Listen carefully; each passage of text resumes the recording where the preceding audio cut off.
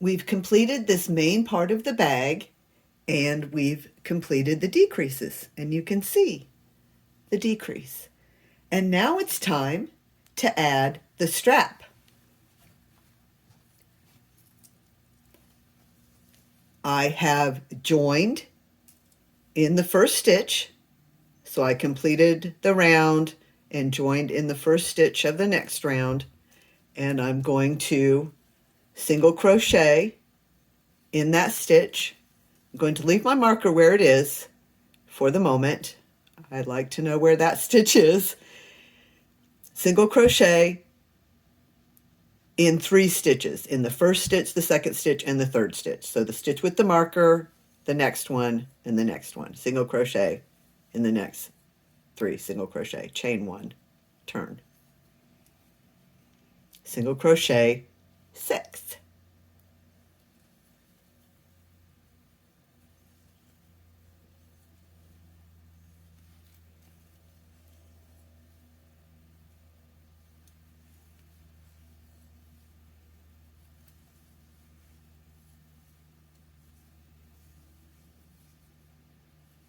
Chain 1, turn, single crochet 6,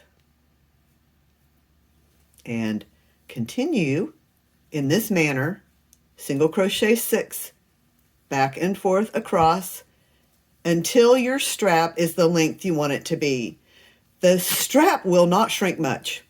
I do not know why, but that's my experience, is the strap will not shrink very much. So make it the size you want it to be, the length you want it to be. If you make it very long, it will turn out to be a very long strap. So keep that in mind, that for some, I suppose, scientific reason that I don't understand, the strap will not shrink in length very much. It will shrink in narrowness a bit, but the strap is not going to shrink as much as the bag will. So continue in this way until your strap is as long as you would like it to be, and then we'll attach it. And I will be back to show you that after I have crocheted my strap. I have created a shoulder length strap, and now I need to attach my strap to the other side of the bag. I've marked the stitches where I want to attach it, and I know where to place this by using some crochet math that I will share with you if you're interested, but I know that I need 20 stitches from where I attached it to in the beginning to where I'm going to attach it over here. So I've placed the markers to help me keep track of where I'm going to join this strap to the bag. And I'm going to join it with crochet stitches, with single crochets, and I'm going to join it with the right sides facing each other so that the seam is going to be on the inside. So I'm making sure my strap is not twisted, and then I'm just turning it so that the 2 right sides are facing each other.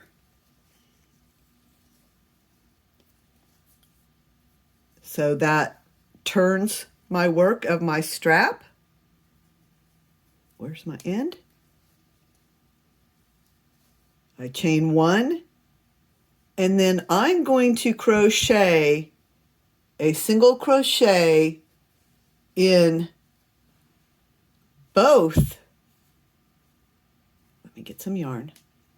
I'm going to single crochet in both the marked stitch on the bag and the first stitch of the strap. So I insert my hook through both of those stitches, yarn over, pull through both of those stitches, yarn over, pull through 2. And again, we're going to work the single crochet in the bag and the strap, matching up a total of 6 stitches.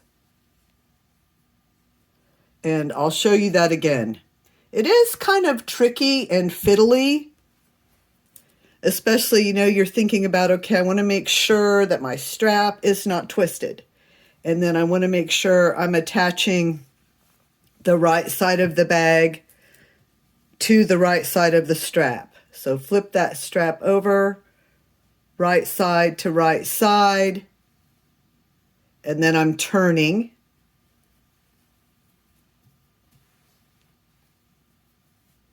Get my hook back in there. I've already made a chain 1. And I am going to single crochet in both the bag and the strap. So I'm putting my hook through the marked single crochet on the bag and the first stitch on the strap, yarn over, pull through both of those stitches, yarn over, pull through 2.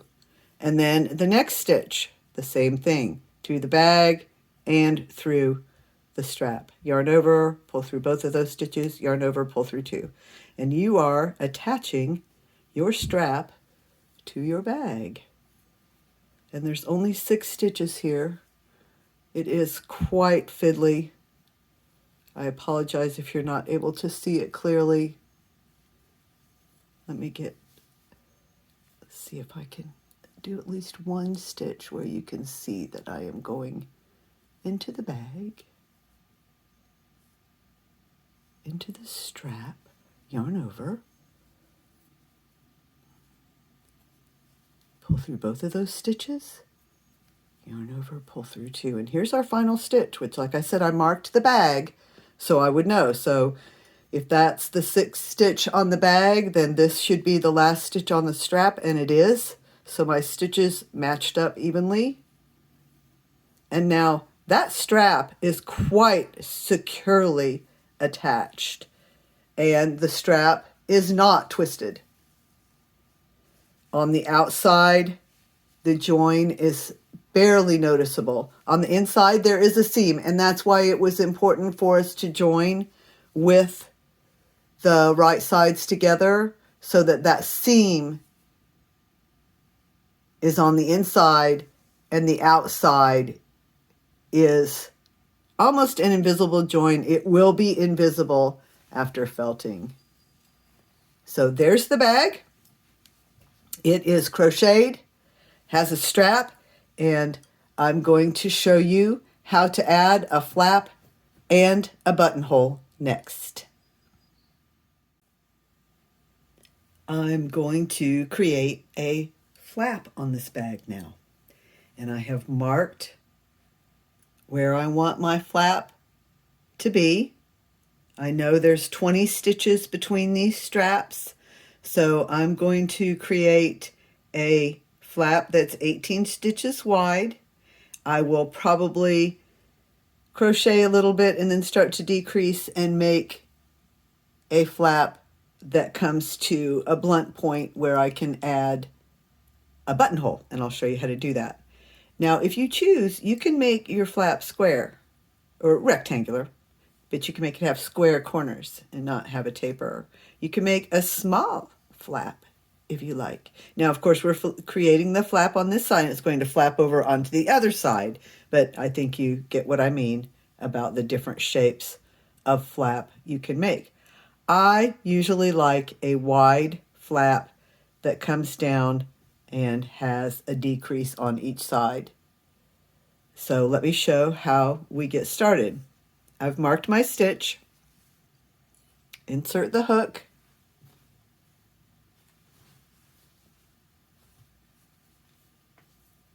And I usually don't knot my yarn when I join it. You can if you like, but I just pull the yarn through, make a chain 1, and then single crochet in that first stitch where you have joined and made the chain 1, and you can catch your tail yarn as you make these single crochets across to create the flap.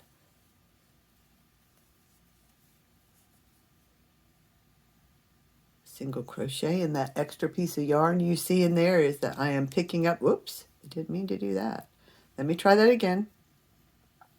This is my tail yarn, and I'm picking it up along with the stitch. Or holding it. I'm not actually picking it up, I'm holding it so that it's captured in that stitch and I don't have an end to weave in later. So I'm going to single crochet 18 stitches across